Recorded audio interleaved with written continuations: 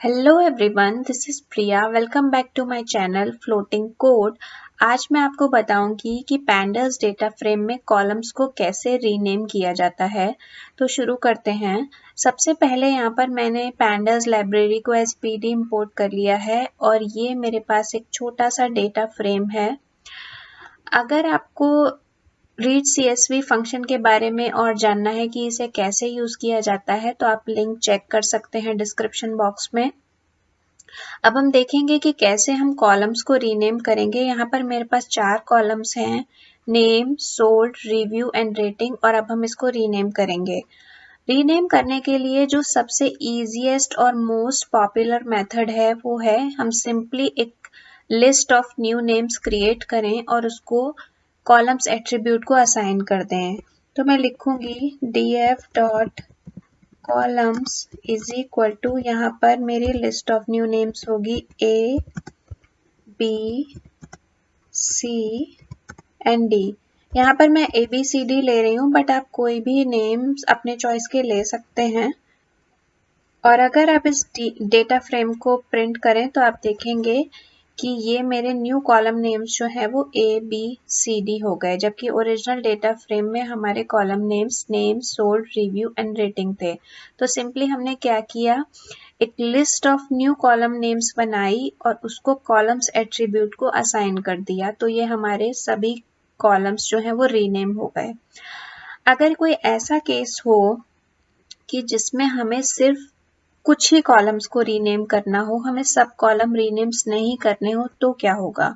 तो अगर मैं यहाँ से D हटा दूं और मान लीजिए कि मैं 3 ही कॉलम्स को रीनेम कर रही हूँ, name, sold off, review and review को as A, B and C, और अगर अब मैं इसको रन करूं तो क्या होगा। तो यहाँ पर आप देखेंगे कि मुझे एक वैल्यू एरर मिल गई। एरर क्या है, एरर है लेंथ मिसमैच, क्योंकि यहाँ पर आप देखेंगे कि ओरिजिनल डेटा फ्रेम में 4 कॉलम्स हैं, बट यहाँ पर मैंने 3 ही न्यू नेम्स दिए हैं, मैंने चौथा नहीं दिया। तो ये मेथड सिर्फ तभी वर्क करेगा जब आपको सारे कॉलम्स को रीनेम करना हो। कुछ कॉलम्स को या बीच बीच में से या कोई भी अपने चॉइस के कॉलम्स को अगर आपको रीनेम करना है तो ये मेथड वर्क नहीं करेगा। अगर यहाँ पर अभी मैं वापस D लिख दूं तो ये हमारे कॉलम्स रीनेम हो गए। तो इस मेथड की ये प्रॉब्लम है कि अगर आपको सारे कॉलम्स को रीनेम करना है तो ही ये मेथड वर्क करेगा। लेकिन अगर आपको कुछ ही कॉलम्स को रीनेम करना है तो हम एक न्यू मेथड यूज करेंगे जो कि है रीनेम मेथड। तो इसका मैं सबसे पहले आपको डॉक्यूमेंटेशन दिखा देती हूँ। ये हमारे रीनेम मेथड का डॉक्यूमेंटेशन है और यहाँ पर आप देखेंगे कि इसमें बहुत सारे पैरामीटर्स हैं, like mapper, index, columns, axis और भी कुछ हैं। और यहाँ पर आप ये देखेंगे कि ये जो मैपर है ये हमारा डिक्शनरी भी हो सकता है और फंक्शन भी हो सकता है। तो देखते हैं कि इसको कैसे यूज करेंगे रीनेम करने के लिए। तो सबसे पहले तो यहाँ पर मैं अपना ओरिजिनल डेटा फ्रेम एक बार और क्रिएट कर लेती हूँ और इसको रन कर लेंगे तो ये हमारा ओरिजिनल डेटा फ्रेम था वो वापस मिल गया। तो सबसे पहले देखते हैं कि डिक्शनरी को एज अ मैपर कैसे यूज करेंगे रीनेम मेथड में। तो मैं लिखूंगी map underscore dict is equal to, यहाँ पर मैं एक छोटी सी डिक्शनरी लिख रही हूँ जिसमें जो कीज हैं वो हमारे ओरिजिनल कॉलम नेम्स होंगे और जो वैल्यूज हैं वो न्यू कॉलम नेम्स होंगे। तो मैं यहाँ पर नेम जो यहाँ है और रिव्यू, इन दोनों को रीनेम कर रही हूँ। मैं नेम को एज A रीनेम कर रही हूँ और रिव्यू को एज C। इसको रन कर लेंगे और अब हम रीनेम मेथड यूज करेंगे। तो मैं लिखूंगी df underscore n is equal to, यहाँ पर n जो है वो न्यू डेटा फ्रेम को डिनोट करता है। तो मैं लिखूंगी df डॉट रीनेम और यहाँ पर हम अपना जो मैपर है जो कि मैप अंडरस्कोर डिक्ट है उसको एक कॉलम्स एट्रीब्यूट को असाइन कर देंगे। Columns is equal to map underscore dict. और अगर अब आप इस न्यू डेटा फ्रेम को प्रिंट करें तो आप देखेंगे कि जो हमारे कॉलम्स नेम एंड रिव्यू थे, नेम एंड रिव्यू वो अब ए और सी हो गए हैं। तो इस तरीके से हम डिक्शनरी को एज अ मैपर यूज करते हैं। इसी तरीके से अब हम देखेंगे कि कैसे हम फंक्शंस को एज अ मैपर यूज करते हैं। तो मैं यहाँ पर एक छोटा सा लैम्डा फंक्शन लिख रही हूँ। तो मैं लिखूंगी मैप अंडरस्कोर फंक और यहाँ पे मैं लिखूंगी लैम्डा एक्स एक्स। यहाँ पर मुझे सिर्फ 2 लेटर्स चाहिए अपने कॉलम नेम्स में से, तो मैं इसको रन कर रही हूँ और जस्ट इसको कॉपी पेस्ट करेंगे यहाँ पे और इसमें से मैप अंडरस्कोर डिक्ट की जगह मैप अंडरस्कोर फंक कर देंगे। और अगर अब इसको रन करें तो आप ये देखेंगे कि सारे कॉलम नेम्स में से मुझे 2 लेटर्स मिलते गए।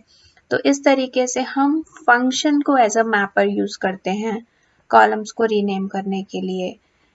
एक और पैरामीटर यहाँ पर है जो कि है एक्सेस पैरामीटर। तो इसको भी देख लेते हैं कि कैसे यूज करना है। तो इसके लिए यहाँ पर मैं इसको कॉपी पेस्ट कर रही हूँ और यहाँ से मैं इस कॉलम्स पैरामीटर को हटा रही हूँ, बट मैपर यही लिखा रहने देंगे और मैं लिखूंगी comma axis is equal to columns, क्योंकि यहाँ पर हम कॉलम्स को रीनेम कर रहे हैं। तो अगर अब इसको रन करें तो सेम डेटा फ्रेम मुझे वापस मिल गया। हमारे जो टू लेटर्स थे हर कॉलम के वो मुझे मिल गए। तो चाहे आप columns is equal to mapper लिखें या मैपर पहले लिखें फिर axis is equal to columns लिखें, वो दोनों सेम रिजल्ट देंगे। इसका एक और वेरिएशन भी देख लेते हैं। जस्ट मैं इसको कॉपी पेस्ट कर रही हूँ यहाँ पे और मैं यहाँ पर कॉलम्स की जगह 1 लिख रही हूँ, क्योंकि हम डेटा फ्रेम्स में कॉलम्स को एक्सेस 1 से डिनोट करते हैं और रोज को एक्सेस 0 से। तो अगर अब इसको रन करें तो आप देखेंगे अगेन मुझे सेम डेटा फ्रेम मिल गया। तो इसको समराइज कर लेते हैं कि ये सब कैसे वर्क कर रहा है। तो चाहे आप लिखें rename then columns is equal to mapper या फिर आप लिखें rename mapper and then access is equal to columns, या आप लिखें rename mapper comma access is equal to 1। ये तीनों आपको सेम रिजल्ट देंगे। तो इस तरीके से हम मैपर को यूज करते हैं कॉलम्स को रीनेम करने के लिए। अब दूसरी एक और पैरामीटर यहाँ पर मैं डिस्कस करना चाहती हूँ जो कि है इन प्लेस पैरामीटर।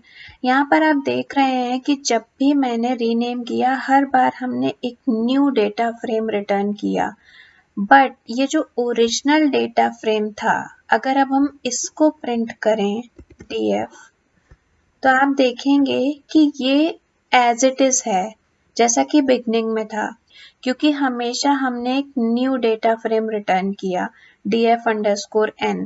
लेकिन अगर आपको इस डेटा फ्रेम में ही चेंजेस करने हैं तो वो कैसे करेंगे, वो भी बहुत इजी है। सिंपली मैं इसको कॉपी पेस्ट कर रही हूँ यहाँ पे और यहाँ पर बस हम लिख देंगे कॉमा